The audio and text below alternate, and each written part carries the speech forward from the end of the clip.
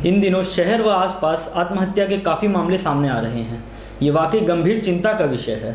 लोग लॉकडाउन और जॉब आदि को लेकर काफ़ी डिप्रेशन में हैं, इससे इनकार नहीं किया जा सकता है। मगर हमारी आप सभी से यह दरख्वास्त है कि उम्मीदों की डोर को थामे रखें, धैर्य बनाए रखें। जीवन में उतार चढ़ाव तो होते रहते हैं। क्या आपने कभी सुना है कि रात के बाद दिन नहीं होता है?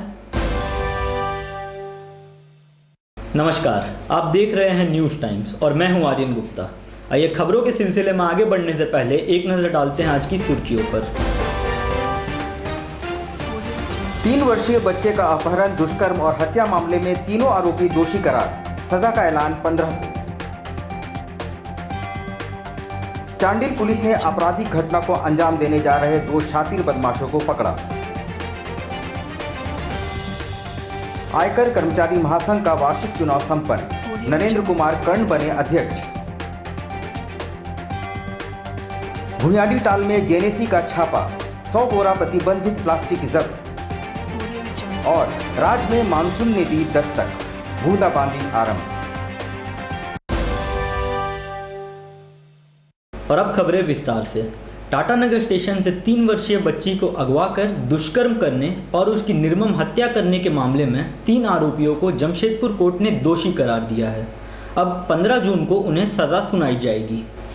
मालूम होगी ये लोमहर्षक घटना 25 जुलाई 2019 की है, जब आरोपी रिंकू साव, कैलाश कुमार और मोनू मंडल ने टाटानगर स्टेशन परिसर में मां के साथ सो रही 3 वर्ष की बच्ची को अगवा कर लिया और उसे गोद में लेकर टेल्को रामादीन बागान ले गए, जहां उसके साथ दुष्कर्म किया। फिर बच्ची का सिर कलम कर फेंक दिया और फरार हो गए।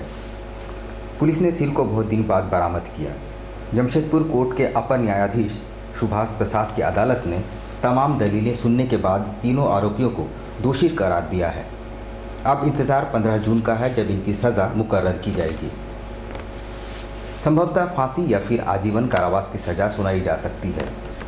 तीनों के खिलाफ रेल पुलिस ने पर्याप्त साक्ष्य प्रस्तुत किए, इस जघन्य अपराध को साफ कर दिया और आरोपियों के बचने के हर मार्ग को बंद कर दिया। इस मामले में रिंकू साव को मुख्य आरोपी करार दिया गया। रेल पुलिस ने तफ्तीश के बाद आरोपी के खिलाफ कुल 245 पन्नों की चार्जशीट दायर की।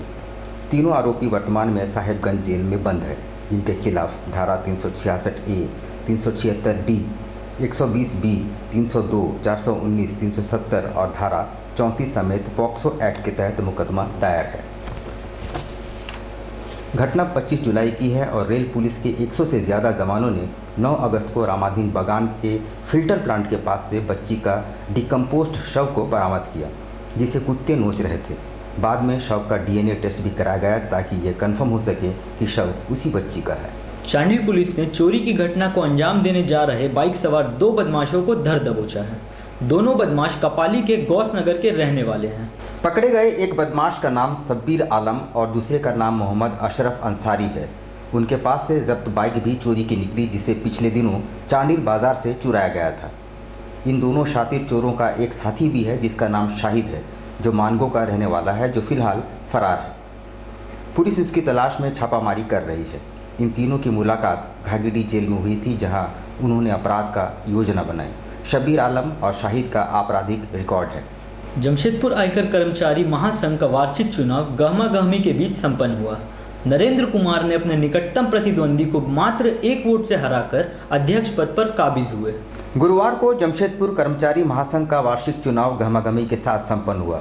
कुल 81 उम्मीदवार चुनावी मैदान में थे, जिनमें अध्यक्ष, सचिव, महासचिव, कोषाध्यक्ष और ऑफिस बेरर के पद शामिल हैं। नरेंद्र कुमार कर्ण ने अपने निकटतम प्रतिद्वंदी को महज 1 वोट के अंतर से हराकर अध्यक्ष पद पर कब्जा जमाया, जबकि सचिव पद पर अनिमेश कुमार काबिज हुए। इनका कार्यकाल 1 वर्ष का होता है।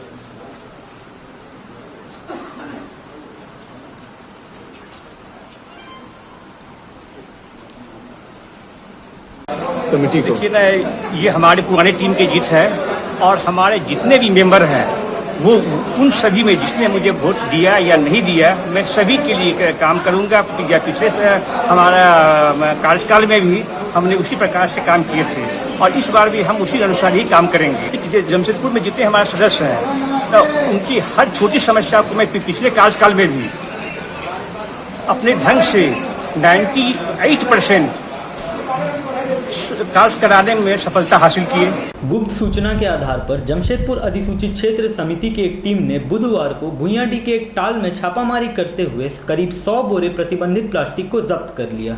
इन दिनों जेएनएसी की टीम काफ़ी सक्रिय नजर आ रही है और अवैध निर्माण और अवैध भंडारण करने वालों पर तेजी से और सख्ती से कार्रवाई भी कर रही है। बुधवार को साकची में एक अवैध निर्माण को सील करने के बाद गुरुवार को जेएनएसी की टीम ने रवि भारती के नेतृत्व में भुइयांडीह स्थित एक टाल में छापामारी की। यहाँ अवैध भंडारण की गुप्त सूचना मिली थी। छापामारी में टाल से करीब 100 बोरा प्रतिबंधित प्लास्टिक बरामद किए गए हैं। जेएनएसी ने टाल मालिक के खिलाफ अवैध भंडारण का मामला दर्ज किया है। पर सुबह 8 बजे के करीब सूचना मिला था कि अवैध जो प्रतिबंधित प्लास्टिक है उसका यहाँ पर उतार हो रहा है ट्रांसपोर्ट के माध्यम से। तो जिस ट्रांसपोर्ट में अभी हम लोग हैं, गोल्डन ट्रांसपोर्ट इसका नाम है, ये भुइयांडीह स्थित में है और ये जेएनएसी क्षेत्र में है। तो अभी हमने लगभग 9:30 से 10 बजे के बीच में यहाँ पर रेड मारा और यहाँ पर लगभग 100 के करीब बोरा प्राप्त किया, जिसमें 25 से 30 किलो का अनुमानित वेट होने का है। मूल में अमूमन हो सकता है इसका 3 से 4 लाख के बीच। राज्य में अब मानसून लगभग दरवाजे पे दस्तक दे रहा है और प्री मानसून की बारिश आरंभ हो चुकी है। तापमान में आई गिरावट से लोग काफ़ी राहत महसूस कर रहे हैं। वैसे मौसम विभाग ने पहले ही संकेत दे दिया है कि बंगाल की खाड़ी में निम्न दबाव कायम है और अगले कुछ घंटों में ही मानसून पूरे राज्य में सक्रिय हो जाएगा। गरज के साथ पूरे राज्य भर में बारिश आरंभ हो जाएगी। विभाग ने इस बार अच्छी बारिश का संकेत भी दिया है और इस वर्ष अच्छी बारिश से अच्छे फसल की उम्मीद भी है।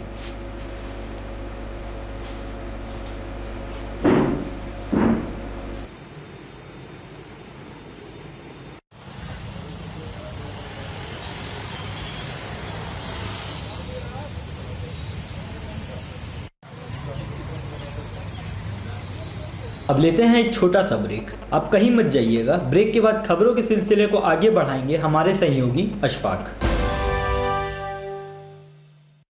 Doggy junction.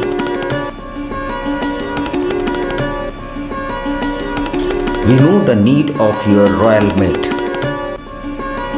Not only dogs, but cat, rabbits, all pets and birds, foods and medicines. Veterinary service provided by experienced doctor. All products at reasonable price. Please do visit.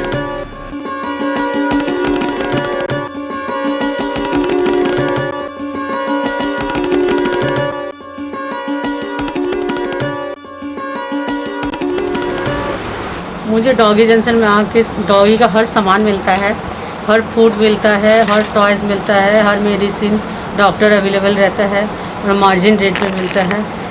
मैं यहाँ अपना डॉगी को लेके 3 साल से आती हूँ। हर तरह से अपना डॉगी को लेके सेटिस्फाई हूँ।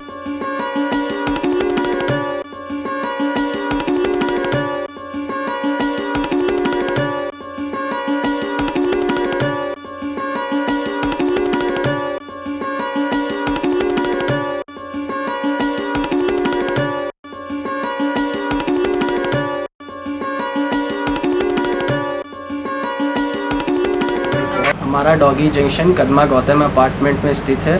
हमारे यहाँ डॉग्स, कैट्स, बर्ड्स, रैबिट, सारे पेट एनिमल्स के फूड एंड मेडिसिन अवेलेबल है।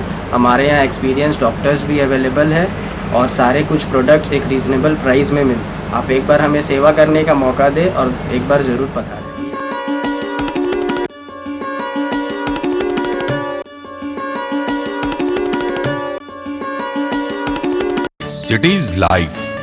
सिटीज लाइफ होलसेल बाजार पूरे परिवार के लिए।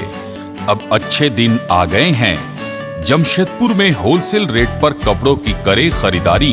बेहतर से बेहतर डिजाइन एवं स्टाइलिश क्लॉथ खरीदें, वे भी बाजार से कम कीमत में।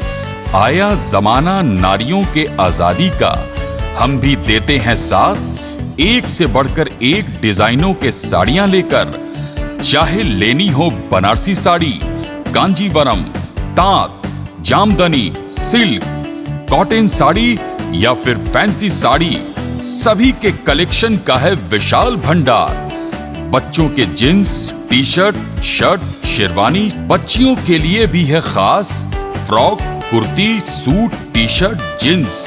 For gents suit, sherwani, casual, formal एवं पार्टी वियर शर्ट के हैं कई variety.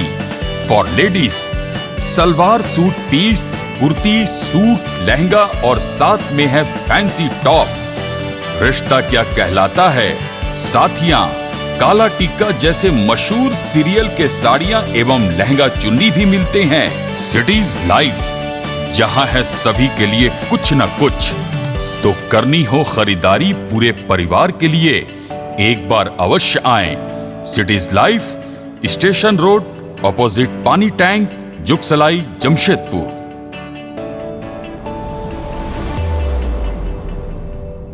Best home broadband experience. Contact 9386054900 9162974538. Break के बाद आपका स्वागत है। जिले में कोरोना संक्रमितों की संख्या में लगातार वृद्धि जारी है। बुधवार को 19 पॉजिटिव मरीज पाए गए, जबकि जिले में कुल मरीजों की संख्या बढ़कर 215 तक पहुंच गई है। बुधवार को जिले के विभिन्न क्षेत्रों से पॉजिटिव मरीज मिले। इनमें चाकुलिया, डुमरिया, बहरागोड़ा, गोविंदपुर, मानगो और मूसाबनी के मरीज शामिल हैं। इन मरीजों का ट्रैवल हिस्ट्री है और इन्हें विभिन्न क्वारंटाइन सेंटरों में रखा गया था। सभी को टाटा मुख्य अस्पताल और एमजीएम अस्पताल के कोविड सेंटर में रखा गया है। चाकुलिया से सबसे ज़्यादा 14 मरीज मिले हैं। ये सभी महाराष्ट्र से एक वाहन बुक कराकर ज़िले में लौटे हैं। पूर्वी सिंहभूम जिले में बुधवार को कुल 260 मरीजों के नमूने लिए गए। अब तक कुल मिलाकर 13,278 संदिग्ध मरीजों के स्वैब नमूने लिए गए। खास महल में पिछले दिनों प्रतिबंधित मास्क को लेकर हुए विवाद के बाद गुरुवार को दूसरे पक्ष उपायुक्त के दरबार पहुंचा और मध्यस्थता की मांग की है। पिछले दिनों गोलपहाड़ी के समीप खास महल में प्रतिबंधित मांस को लेकर दो पक्षों में विवाद हुआ था और परसोटी पुलिस ने काफ़ी मशक्कत के बाद मामले को सुलझाया था और कुछ लोगों के खिलाफ मामले भी दर्ज किए गए। इधर शुक्रवार को दूसरा पक्ष उपायुक्त के दरबार पहुंचा और अपना पक्ष रखा और मध्यस्थता की मांग की। लोग सूचना थाना को दिए, थाना आके कार्रवाई किया, कुछ लोगों को पकड़ के ले गया और वही लोग जो है कुछ उसमें आदिवासी नेता लोग आकर के जो है इस मुद्दा को जो है दूसरा रंग दिया जा रहा है। आदिवासी वर्सेस बिहारी बनाने का कोशिश किया जा रहा है, जिसका हम लोग आज डीसी साहब ज्ञापन दे करके मांग करते हैं कि कम से कम इसका जो है ग्रामीण स्तर पर बैठ करके इसकी जांच करके निष्पक्ष जांच करके जो उचित कानूनी कार्रवाई है वो कानूनी कार्रवाई। टाटा मोटर्स कानवाई चालक इन दिनों लॉकडाउन अवधि की वेतन की मांग को लेकर आंदोलनरत है। गुरुवार को न्याय की मांग को लेकर वे जिला मुख्यालय पहुंचे। कंपनी में कुल मिलाकर 975 कानवाई चालक हैं जो न्यूनतम वेतन की मांग को लेकर पिछले कई वर्षों से आंदोलित है। इसके लिए वे उप श्रमायुक्त कार्यालय का चक्कर काटकर थक चुके हैं। कानवाई चालकों की मांग है कि लॉकडाउन अवधि के वेतन का भुगतान उन्हें नहीं किया गया है और कंपनी प्रबंधन उन्हें हर बार टहला दे रहा है।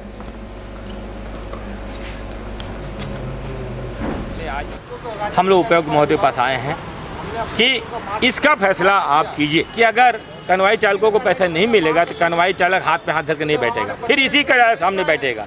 जिस तरह न्यूनतम मजदूरी के लिए हम लोग बैठा था ना यहाँ पर 7 महीना, अगर ये लॉकडाउन के खिलाफ यहाँ बैठा तो देश के प्रधानमंत्री का जो है ना अवहेलना होगा। कितना दिन का अल्टीमेटम रहा आज? ये आज हम लोग मिलने आए हैं।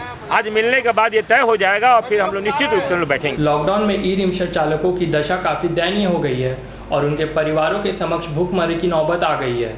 गुरुवार को चालकों ने उपायुक्त से मिलकर भत्ता या सहायता राशि देने की मांग की है। ई रिक्शा चालकों को सरकार ने ही प्रोत्साहन दिया है, मगर लॉकडाउन के बाद सिर्फ 2 सवारी को ही अनुमति दी गई है, जिससे उनकी आमदनी आधी से भी कम हो गई, क्योंकि सवारी से ज़्यादा किराया मांगने पर विवाद उत्पन्न हो रहा है। इन रिक्शा चालकों ने सरकार से प्रोत्साहन राशि अथवा भत्ते की मांग की है ताकि परिवारों का भरण पोषण हो सके। एंड ले लिया। ई रिक्शा भत्ता। दूसरा मुद्दा है ठहराव स्टैंड जो हमारी नहीं है, जिससे रोजगार जो है हमारी चरमरा गई है। तो 2 स्थितियों में मैं ई रिक्शा चालक अध्यक्ष जमशेदपुर महानगर से हूँ। इन सबों का की तरफ से आज उपायुक्त जी से मिलना और ज्ञापन सौंपना 2 कारण रहा है। इसमें आज जो लॉकडाउन की अवधि में जो छूट है, इसमें हमें बहुत दिक्कत हो रही है। पहला स्टैंड ना होने के कारण पैसेंजर नहीं मिल रही है। पैसेंजर न मिलने के कारण से हमें रोज़गार नहीं मिल रही है, जिसके कारण चाहे वो मुद्दा किराए का हो, चाहे वो राशन का हो, रोज़मर्रा की जो ज़िंदगी है उसे गुजर बसर करने में बहुत दिक्कत आ रही है। आज के लिए इतना ही। कल फिर हाजिर होंगे कुछ नई खबरों के साथ। तब तक हमारी पूरी टीम को दीजिए इजाज़त। नमस्कार।